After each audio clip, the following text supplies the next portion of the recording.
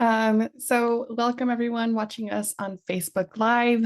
I'm Jennifer Arreola, Color Civic Engagement Organizer, and today we will be talking about the Colorado elections coming up this year, and there will be three in case you did not know. So without further ado, we'll get started. I will just say if anyone that is joining us on Zoom or on Facebook, if you have any questions, just put them in the chat and I will do my best to answer them.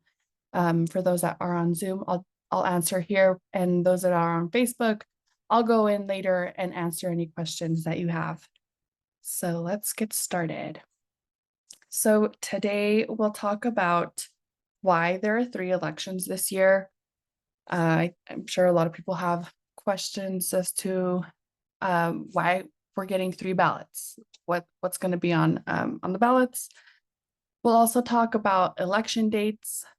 We'll talk about what a presidential primary is, a state primary, and a general election, as well as other things that we should keep in mind when it comes to voting and getting ready to vote in these elections, how to vote, and also how to register in case you are not registered yet.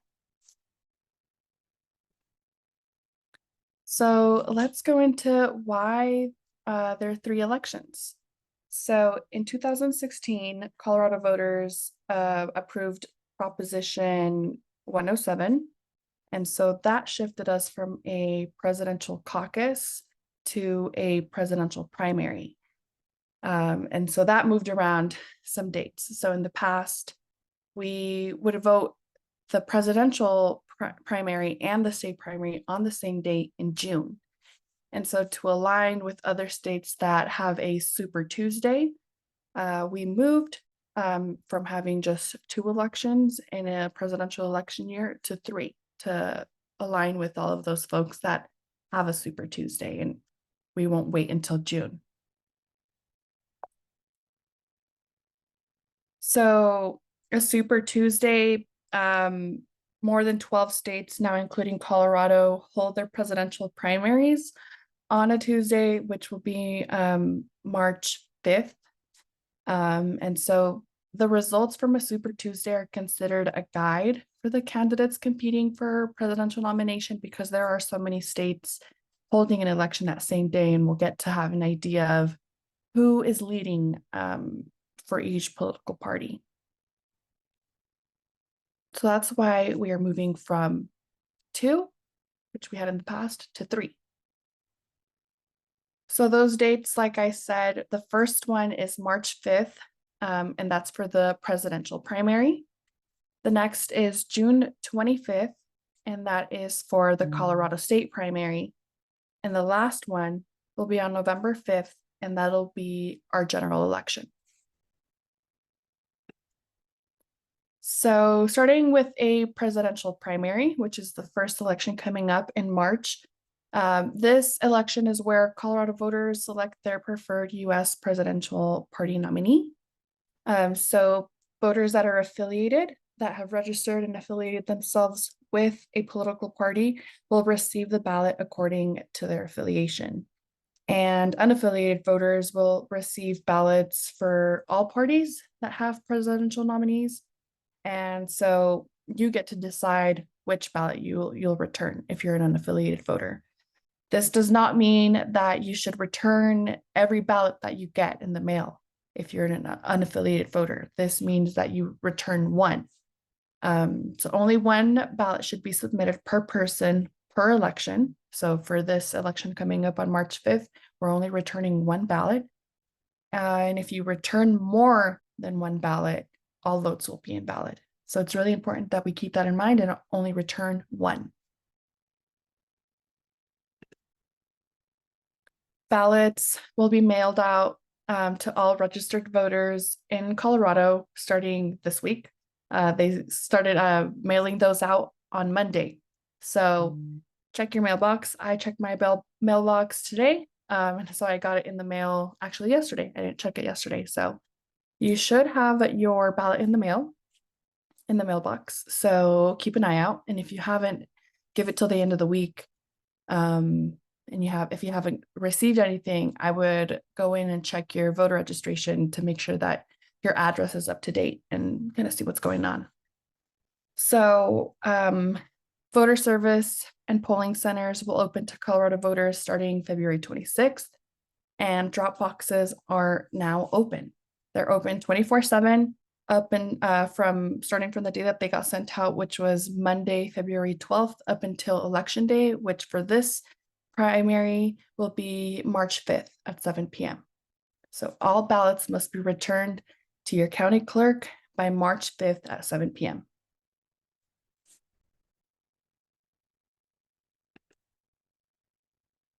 Now moving on to a state primary. And again, if you have questions, feel free to put it in the chat. A state primary for Colorado basically means that Colorado voters select their preferred U.S. Senate, U.S. Congress, statewide or state legislative preferred party candidates. And I'll go into that a little, I think, in the coming slides. So again, similar to the presidential primary, affiliated voters will receive a ballot according to their affiliation, and unaffiliated voters will receive ballots for all parties with nominees. So if there's the yellow party, the green party, and the pink party, and all of them have nominees, you'll get a ballot for each of those political parties with their candidates, and you get to decide which one you return. Again, only return one.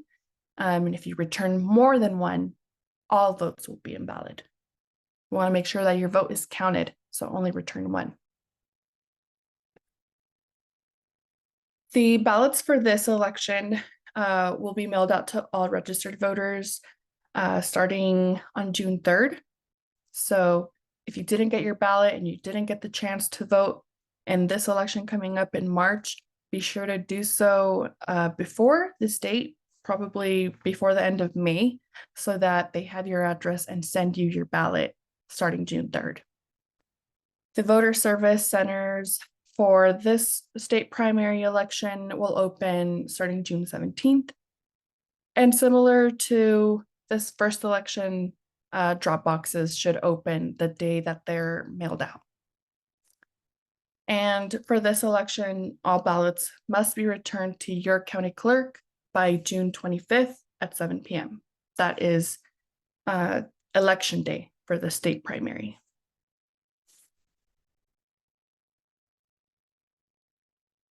So here's a breakdown of what'll be on the state primary ballot. There will be 8 U.S. House seats, and these are, Colorado has 8 U.S. House representatives. So all of those seats will be up for election, and there's a total of 8. There will also be 7 state executive offices up for election. 3 of those seats are for the Board of Regents, and 4 of those seats are for the School Board of Education. You will also see 18 Colorado Senate seats and 65 Colorado House seats.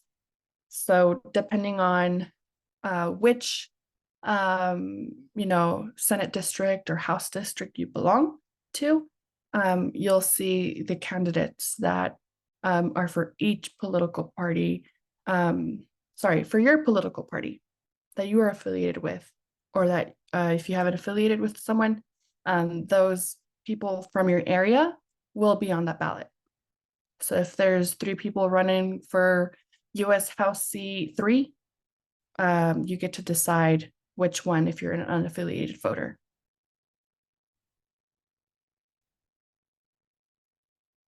It can be confusing, so if you have any questions, let me know.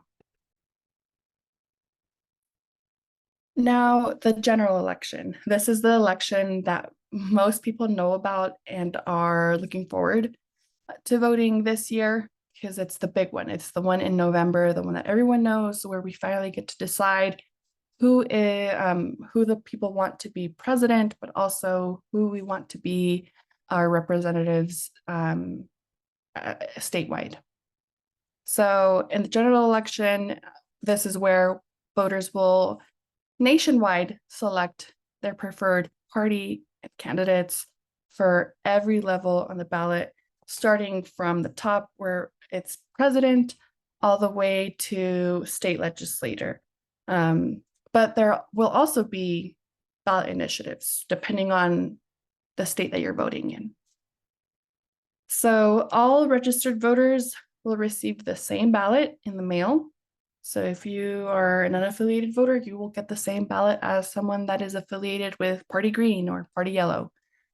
So all registered voters will receive the same ballot, and the people that will be on this ballot were the winners from the previous elections.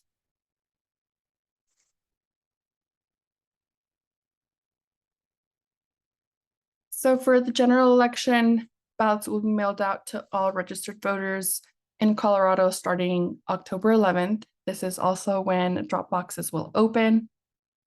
Voter service centers will open October 21st, and all ballots must be returned by the election deadline, which is November 5th at 7 p.m. And notice how in all of these, for the primary, for the presidential primary, for the state primary, and the general election, for all of them, I put here all registered voters. There are some states where all people that are eligible to vote get a ballot sent to them, even if they're not registered. That is not the case for Colorado. Colorado will only send ballots out to those that have registered. So if you want to participate in this election, perhaps you just moved here and you don't really know what's going on in Colorado when it comes to elections. We're different. Each state is different in how they do elections. So in Colorado, you do have to register in order to get a ballot.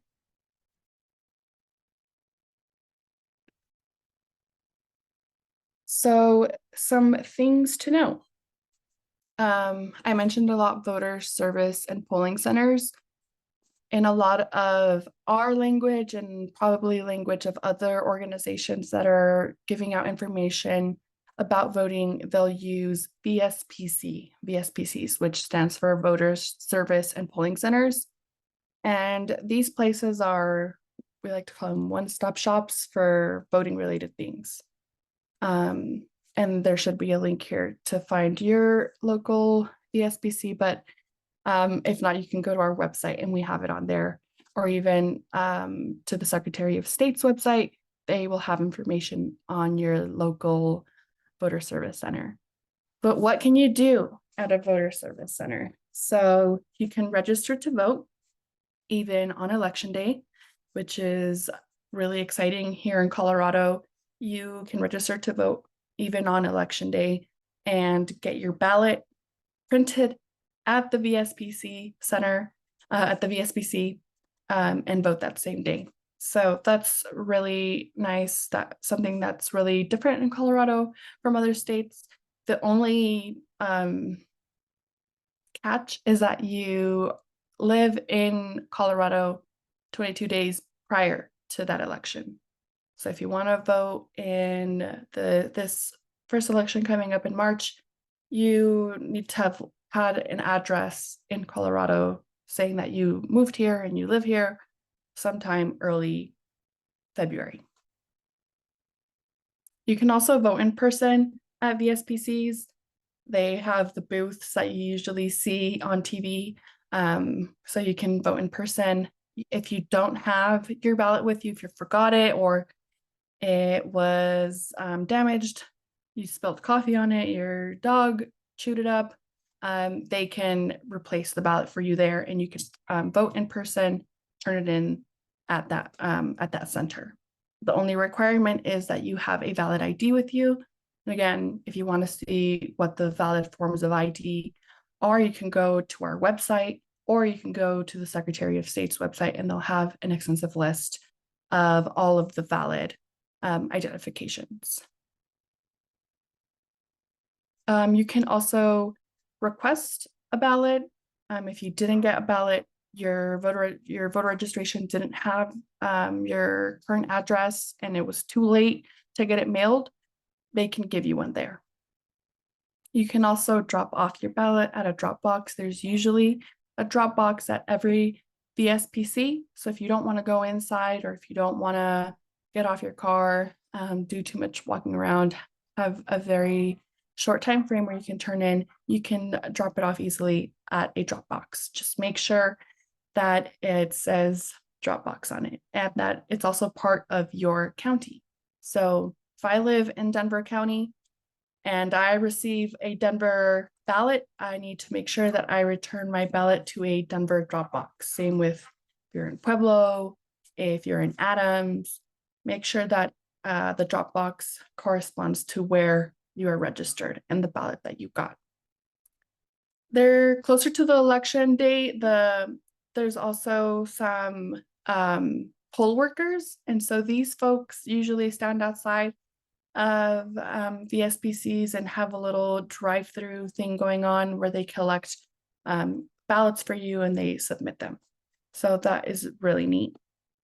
And for those that don't speak English, you can also request ballot interpretation. And give me just a sec. My dog needs to leave the room, so I'll be right back.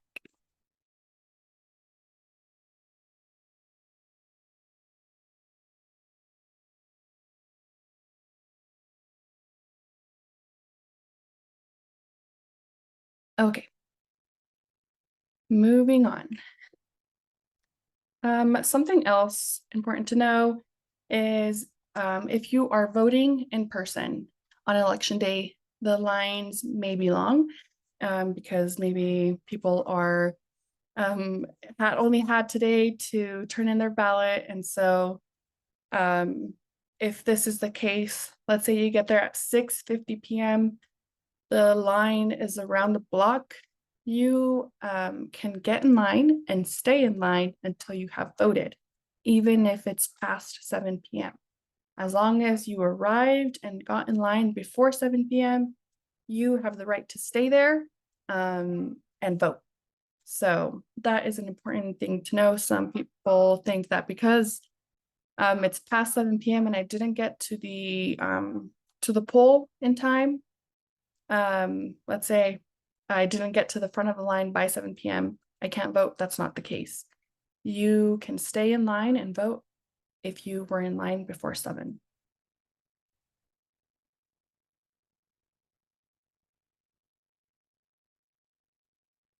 So I kind of already went over this, but not explicitly. There are different ways that you can vote in Colorado.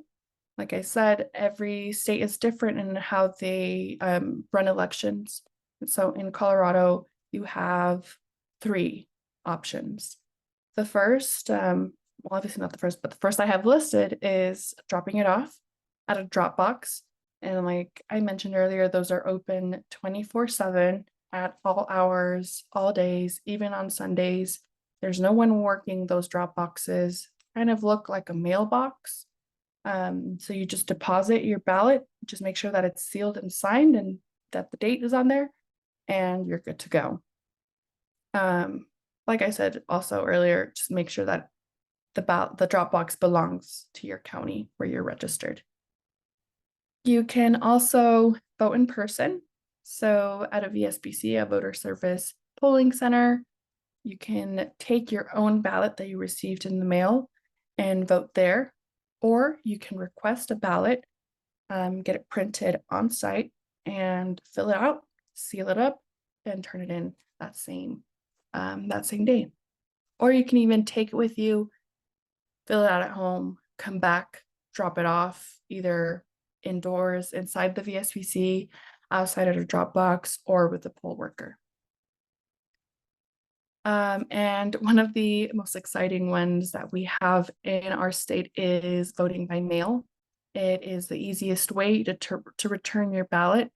You just have to make sure that you read all of the instructions, depending on if this is your first time voting. If you just turned 18, you registered, as soon as you turned 18 and this is your first election, they may ask you for a copy of your ID. So it's important that you read instructions in case they ask you for any supplemental information. And you can also go on our website to find out more if you need support with printing. Local libraries usually, I've seen since the pandemic, have waived fees to do any type of printing and copying. So I would definitely check your local library if you don't have a printer or a copier at home. You also want to make sure that you put it inside the sleeve that you received with your ballot, that you seal it, that you sign it with the signature that you used when you registered to vote, as well as putting the date. And we recommend that you put 2 postage stamps on those. The last thing to keep in mind is mail takes a while to get to its destination. So we recommend that you send it out at least 1 week before. So for example, our first election is coming up on March 5th. So you should mail back your ballot by February 25th so that it has enough time to get there and that they collect it before the deadline, which is March 5th, 7 p.m.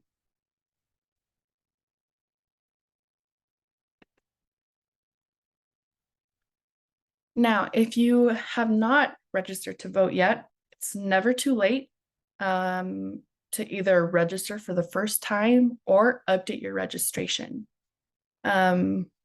Colorado, we're lucky enough to be able to register even on election day. So there are a couple ways that you can go about registering. One of the easiest ways and most modern is doing it online.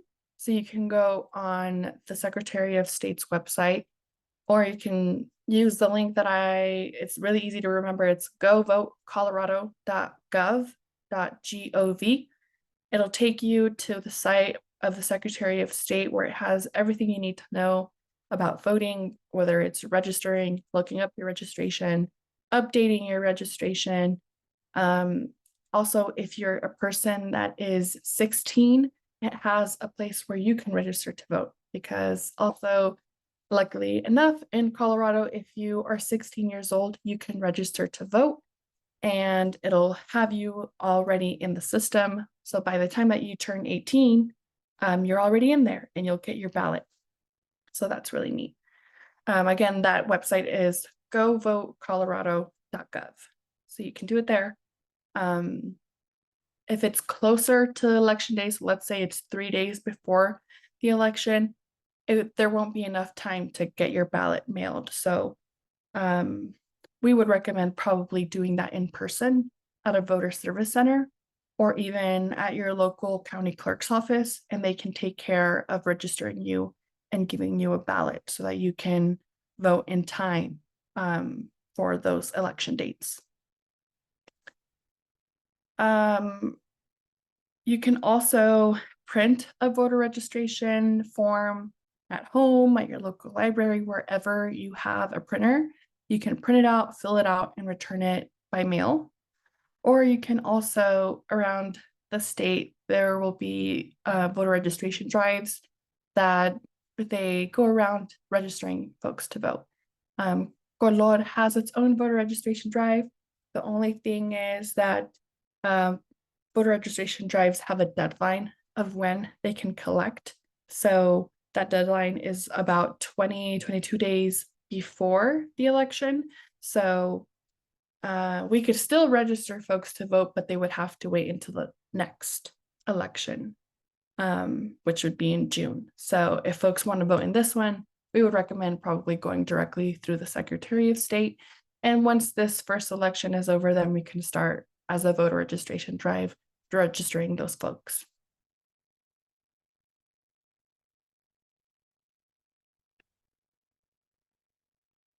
So now other ways to get involved.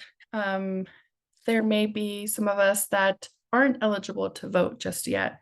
If we haven't become a citizen, if we haven't turned 18 yet, or any other circumstance that is prohibiting us from voting legally. So there are other ways that we can get involved, and uh, voting is not the only way to be an active member, involved in civics. So one of those ways is talking about elections with your neighbors, your friends, and family members that can vote.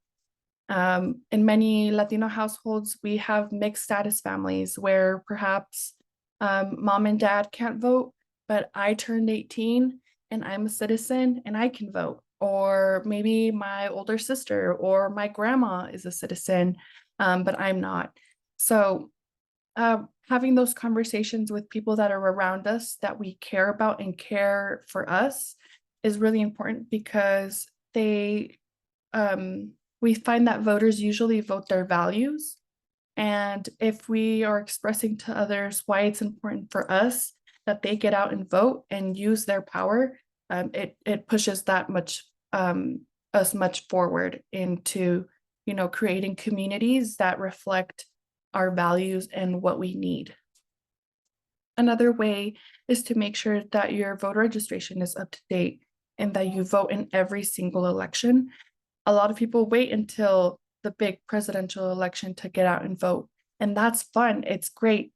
General elections are very important, but there are also other elections. Usually every single year there is an election, and sometimes those local elections have a greater impact that you see on a daily basis than those that are more on a federal level.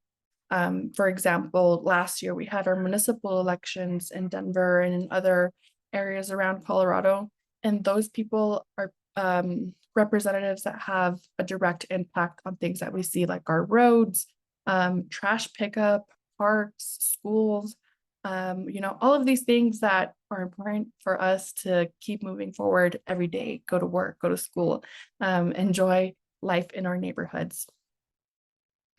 And one of the last ones, and certainly not, the last option or the least important, but one of the best ways that you can do a little more, get more involved, is volunteering with us to let other Colorado voters know why they should vote.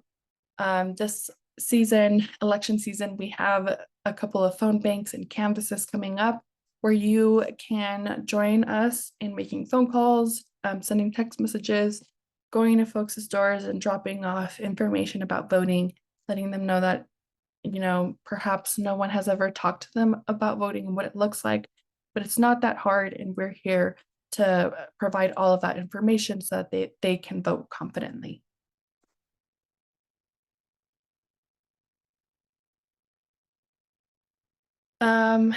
So one other exciting thing that is coming up soon in March is our 18th annual Latino Advocacy Day. We invite folks from all across the state to join us at Latino Advocacy Day. This year, we will be holding it on March 16th through March 18th here in Denver. So here you'll find a QR code that you can scan and it'll take you to the registration page, or you can enter this bit.ly link and it'll direct you to that site so that you can register. And the earlier that you do it, the better. So if you're interested in joining us in doing some advocacy, learning from other community leaders across the state, this is a great place to do so. So we hope to see you there and that you register today. Now, if you have any questions that maybe I don't get to on Facebook or here on our Zoom, you can email me. My name is Jennifer, so my email is just jennifer@colorlatina.org. Or like I said, you can go to our website under the Civic Engagement tab.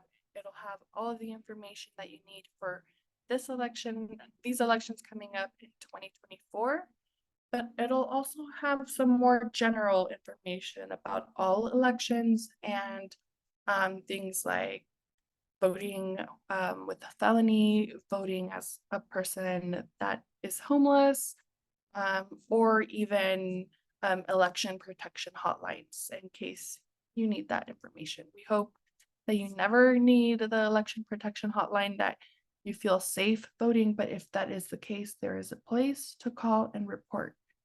And I believe that is it.